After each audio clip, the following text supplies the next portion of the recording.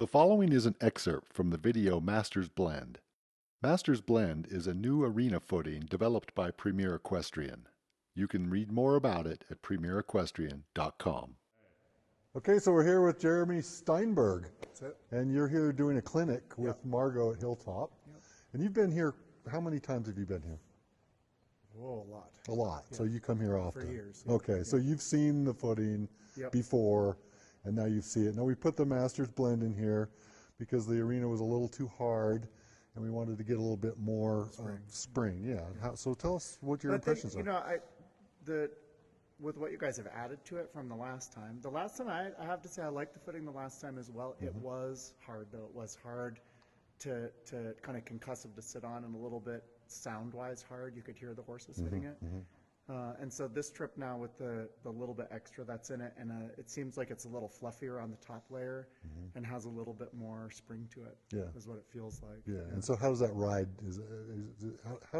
I guess my question is, what effect does that have on the horses when they're riding through this stuff? Well, I think, when it ends up being, it's such an art because in order to give it some spring, there has to be, there has to be enough footing to make it dense enough that there's some spring to it. The hard part is kind of finding that balancing act of getting it, dense enough where it's not actually hard on the surface so that horses aren't actually hitting that concussive factor with it. And one of the biggest problems is I think when you get it, where it's dense but springy and hard on the surface, it ends up being so grippy that the horses end up getting a little bit, kind of jabbing into it on the landing side of the stride. They get a good push off, a lot of power from it, but when you're hitting the ground, riding down transitions, you get a little bit of that just kind of concussion working, through the knee and up through the shoulder and kind of into the wither of the horse. And I think when the top layer has just a little bit more movement to it,